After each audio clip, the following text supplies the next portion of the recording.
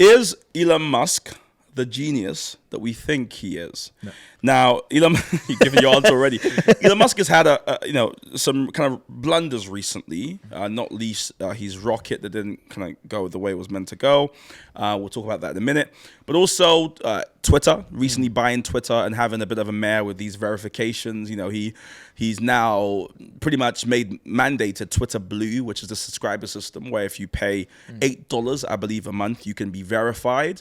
But just a few days ago, we saw the verifications of everybody, all the legacy verified people disappear. I was one of these people, and I found it very hard to have dinner that night. It was pretty tough. Life changing. But essentially, the question we want to ask is he the genius we thought he was, or is he actually are all these blunders starting to show that we may have given him too much credit? Because with Twitter, for instance, he's managed to take verification, which is something that was once cool. You know, you work really hard, you hope to be acknowledged and verified. And now we've seen so many celebrities coming out saying, I will never, ever pay for Twitter verification. It's now become almost cool to kind of say, I'm not paying. I'd rather. And I saw all these celebrities tweeting out, you know, it's still the real me. I'm never going to give Elon Musk $8. Has it backfired? What's your thoughts on Elon and all his recent escapades? Well, yeah. So this is. I mean, the rocket earlier this week was an interesting one. Because obviously it got delayed initially, and then after that, it then exploded 5 minutes in. And you know, he was talking about how he was like, look, if it makes it off the ground, we're lucky, it succeeded. You know, we will have saved a bit of money, but realistically, the highest of those aspirations were for it to get into orbit and all this other stuff. And then the Twitter stuff as well. I mean, he's since said, it's been reported quite widely. I think the BBC did an interview with him a couple of weeks ago, and he turned around and basically said, "Oh yeah, no, I didn't want to buy it." You said it's been deeply painful. It's been deeply painful, and it's like, yeah, we could tell, mate. Like we could tell from afar.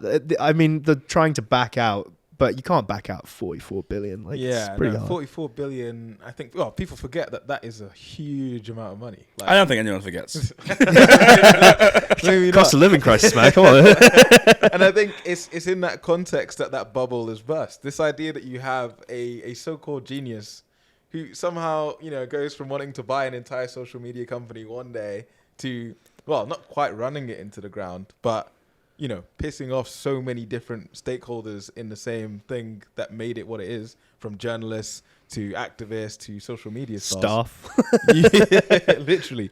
Then I think it basically shows that what you have when you have somebody who's had some success, you know, in the business world, in the tech world, that we have a tendency to try and like lionize them, romanticize them, and create, you know, the sort of demigods that would have been, you know, spoken around the campfire in, you know, early Greece. Yeah, I think it's impossible to deny that Elon Musk enjoys a good bit of this halo effect, which we've discussed before. This idea that, yeah, success in one area, we stretch to every single area. Now people are looking for him for marriage advice, for life advice. There's like Musk University, which you can follow online, which is kind of just gives quotes of whatever he says. And I do think the difficulty I find of Elon, because I'm actually a fan of Elon Musk. I always have been. I like maverick entrepreneurs. I just find them kind of fascinating. But where I get off the boat with Elon is when it becomes almost cult-like, and you've got a group of people who, like, you know, if you support Arsenal, I know it's a bad day to talk about Arsenal, but if you support Arsenal, yeah, I don't want to talk about it. If you support, when has it been a good day to talk about Arsenal? Like 20 years ago or something? But Earlier this season. Whatever. I'm a United supporter. I shouldn't have started this conversation. You've made me tread on broken glass. Sorry. We're only 2 minutes in. But before I lose my point, he's got this cult-like following that, you know, like Arsenal supporters, irrespective of how bad Arsenal play, they argue it's like the best game they've ever played. No, of course. And so with Elon Musk, even when he makes mistakes or does things to you, go, that doesn't quite make sense, or that's not quite fair, or that's kind of hypocritical. Folks still say, no, he's a genius. He's actually up to something. And you go, well, hold on, that's just a bad decision. Case in point, this might be quite technical, but it really annoyed me. For instance, historically, news organizations on Twitter get to decide what they are. So they can say, hey, you know, we are a news organization, we're in entertainment. They get to do that, they get to self-select, and essentially through this kind of free market, people can decide whether they believe it or not. Elon Musk has bought Twitter now, and rather than keeping it as a public square, which he pledged to, he's made it clear that it's his company. So much so that he's labeling companies on Twitter things that they don't want to be labeled. So much so that they've been forced to kind of go, oh, we can't use this app anymore. Yeah, like, if he was so kind of, big on it being this public forum, and he said he did it, he bought Twitter as a public duty because he has to protect the public square, as it were. But the whole point of a public square is no one owns it or can just decide the rules off a whim or can be annoyed and just go, because I'm annoyed, I'm going to be punitive towards you. And I think what we've seen is something like that feels like a spoiled child that owns something that goes, because I wield all the power, I can do whatever I want. And so when CBS goes, oh, actually, we're less than 70% publicly funded, he thinks it's a joke to change their banner to 69% publicly funded, which is like sort of funny. You're going to laugh. I was about to laugh, yeah. I must confess, I laugh too. But there's a serious undertone, which is that you can't have a company that's basically meant to be a public square, but it's being treated like his personal plaything. Well, yeah. And for me, that's the problem I have with him. Yeah, I think for me, it's symptomatic of something that's going on in society more broadly. Because of the failure of so many figures, if you like, people who are trusted, whether it be the BBC getting things wrong, whether it be, Bill Cosby or Harvey Weinstein and historical sex abuse. Of course, these might seem like far out examples, but the point is very simple, that people have lost faith and trust in, the things that they grew up around, these trusted institutions. And so more and more, as you have, billionaires, celebrities, tech geniuses and gurus, people are essentially, wanting what they're selling. They want somebody to tell them, if you like, okay, what's going on, what this is. And with Elon Musk, you have somebody who's taken it upon himself, this responsibility of being the defender of free speech, of creating a public square. Things that are, framed in terms of public goods, but are in very private hands, and very powerful private hands at that. And so what you have is this, well, what I like to say is that when you have somebody who's this rich or this powerful, you have an amplification of both the little things and the big things, whether it be good or bad. Likewise, any flaws in Elon Musk's character are almost amplified to a massive degree because he has a much bigger loudspeaker. Yeah, but he also seems, especially on the verification issue, he also seems like he's now being vindictive rather than having rather than business sense. It seems kind of petty. I would love to see the stats on the amount of people that actually pay for Twitter Blue verification and what it's done for advertisers, because I don't know if it's actually having the effect that he claimed it was going to have. Well, I know that advertisers are dropping out, and it just seems like he doesn't understand the business model of a social media site. Yeah, this is which would make sense because he wasn't involved with any previously. So, fair enough, you don't understand it, but then also let someone else run the company. Don't run it yourself. Yeah, especially when he's got he's got other companies to be running anyway. Why is he so focused on this one? And it doesn't make any sense, because if you don't understand how to run something and you end up almost running it into the ground. I mean, the reason why he was firing staff is because he was like, we're not going to make profit this year. It's like, well, yeah, then let someone else run it. Let someone else who knows how to run a social media company. And then he's messing about, as you've said, messing about with it individually. And if you start messing about with things just because it's your thing, I think in 5 years' time, I think we're going to look back and go, Elon Musk was the thing that killed Twitter. No, it's so sad. I had that thought yesterday because I'm someone who loves Twitter. It's probably my favorite social media app. Because it did feel kind of like a town square, and this was before I got my verification. I don't want people to think it's just because. No, it's just because he's a paid actor. It's just I love. He actually works with Elon. Actually, no, it wasn't because of that, and I don't want to sound like I have a horse in the fight. I was about to say egg in the fight. That would be odd. But a horse in the fight, or in the race. Whatever the term is. I love this metaphor. It's all over the place. In the race. Anyways, yeah. But because for me, whilst Twitter was ridden with issues in the past, the bots were an issue. You had the fact that, trolls could seize a discussion because everything seemed to be weighted equally. And there's all these kind of problems with it. It at least felt like a fair sort of platform fairer, but also you couldn't see the arbiters. I didn't really know who the CEO was. I knew him from dealings with Twitter, but I didn't actually know who he was or what he was doing. And now you got Elon Musk, who owns it, who is so visible and is always commenting and very involved and saying things, and again, very petty. It just doesn't feel it feels more and more like his platform.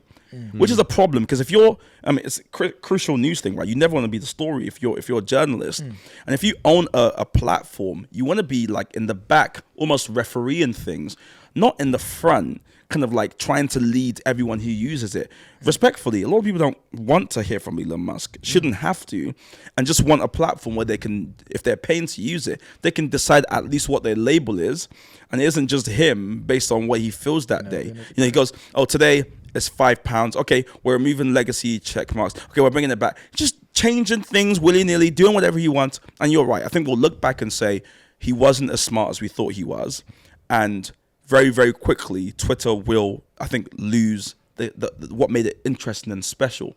And I think this comes back to an idea in society that I feel like very much people are invested in this great man idea of history. I feel like that's generally what we're taught in schools, especially in the UK. This idea that, you know, history is basically driven by great people who had larger-than-life personalities and basically did all the work. You know, Martin Luther King ended racism in the United States. That sort of idea. But I think what you have with the Elon Musk situation is a shattering of this idea of the lone wolf genius. I think generally success happens when people work in concert, when they cooperate, when they work together. And I think what you see from all that fame, all that adulation, all that admiration is somebody who's almost started to drink his own Kool-Aid. He's got to the point now where he's also invested in his own mythos. And that helps him believe, like so many people do, that if you're good in one area, that it will necessarily Yeah, you could do anything you want. Exactly. And I think the wealth doesn't help because the wealth is an enabler in the sense that it allows you to override traditional checks and balances that you might have in a normal company. And it also inoculates you from any real and meaningful criticism. Or accountability. Because you just surround, because I notice a lot of these friends, you know, folks on the All In podcast, all these sort of, they all get like, hey, I love this new business model rocks. It's amazing. And it probably benefits them in some capacity. But I don't know to what degree he's actually hearing from people he doesn't want to hear from, who vehemently disagree with him, which is the whole point of having a sort of public square, is that you protect the right for someone who you vehemently disagree with to say and be whatever they want to be. I don't think he believes that. Well, I mean, when we're looking at who his friends are, and it's who his publicly visible friends are, right? This is it. Like, it's going to benefit them because he is, you know, Twitter has made him quite powerful, like it or not, in terms of how people talk to each other and that all the other fun stuff. But like his entire perspective is shifted because these people get out of it a really, really big deal celebrity and they get loads of views, and views makes money, makes advertising revenue. And so they'll agree with him because it makes them money. It benefits them. And that's the thing, is that he's playing this game of where he thinks he's the biggest shark, but in reality, just because he has the most money doesn't mean he's the biggest shark. And I think he's going to learn that the hard way. I think that also comes back to an incentive game, because you know when you talk about clicks, likes, views, like what do you get out of it? He gets, if you like, this sort of self congratulation. He gets the self promotion as well. Yeah, and he gets people who basically won't critique anything that he does or says, and that emboldens that level of behavior. And I think when it comes to his friends or even social media more broadly, what you have is a system with like Facebook or Instagram, in fact, all owned by the same company, where the decision making of like a concentrated group of people essentially influences how millions, if not billions of people interact. And part of the problem with that, or what you see when you go from a public Twitter, you know, stock shares traded publicly, people can have their own stake, if you like, to a private company, is that shift from, okay, how are we making decisions previously to how are we making decisions now? Is it Elon Musk say so? Is it Mark Zuckerberg say so? Is it Jeff Bezos say so? Or when things get to this size, should it be far more involved in terms of like ordinary everyday people? Yeah, and I think that's a key. So, and I think it's going to be so fascinating because I think the overall, you know, assessment of him is whether the business can make money and can be profitable. And from what I've seen, again, I would love to see the numbers. It's actually something I find ridiculously fascinating. I would love to see how many people pay for Blue. Okay. At the start, we're talking 300,000, I think, from the Inquirer, $8. So you're talking less, I think, than 3 million. It's not a whole lot of a bit, guys. It's a pretty low revenue that we're getting through that. This is it. But also, like, you know, Twitter's gonna make money through advertising. That is pretty much the only way it can make money, unless it wants to begin a sort of creator economy thing. But even still, you're gonna sell people's attention, and that's gonna be through advertising. I don't know much about advertising on Twitter, but I do know that I personally don't see advertising on Twitter. If I do, I scroll past it. I don't think it's very clear how advertising's done. Doesn't capture you. It's not very valuable. I think that even if you're paying, so if you're paying for advertising on Twitter, it's far lower value than you would be like getting Instagram on or TikTok. TikTok is going to be through the roof right now. Honestly, because in fact, even when you click on like the TikTok app, often like the first it starts with a banner ad, right? Yeah, banner ad, which you have to click to skip. So you sometimes might think it's a TikTok video and end up watching it. You know, so so it needs to make money from advertisers, which you say are leaving, and I've read reports that they're leaving. More and more celebrities seem to kind of say, I'm not using this app anymore. I don't think celebrities really use Twitter like that anyways. So again, you're having more and more of them. Then these annoying kind of news outlets who are all kind of thinking, do we need to be on here? And so when you add it all together, you kind of go, well, why is he doing this? What's the upside here? I'm not sure what the upside is. Hence why it feels more and more petty and more, you know, when you made a bad decision, and you just got to keep making another bad one just to kind of show that it wasn't that bad a decision. And then you're kind of amplifying people saying that it's a good decision. So I see him retweeting people saying he's making a good decision. And you're like, oh no, the genius has fallen into the Twitter trap of when you say something crazy, retweeting people who support you and like ignoring people who criticize you, which is what we all do on Twitter. And I think that like shows. Look at the likes, not the comments. Exactly. It shows the that pop in this lone wolf genius idea, as in even Twitter or any social media company that had that meteoric rise is built on the backs of, if you like, creatives. You're gonna have people in the business. You're going to have people in the PR sector. You're going to have all these different stakeholders working together. And as soon as you have this system in which you start getting very top down, you start getting very concentrated, then the ability for a business to pivot, to try new things, or to have a sort of stability is, reduced. And I think, it's not too dissimilar to what you see with some dictatorships. They start off all rosy, they're doing all the right things. And then as soon as it goes wrong, you start seeing the cracks and how dependent all this system hinges on one person, two people, three people. Mm. Great.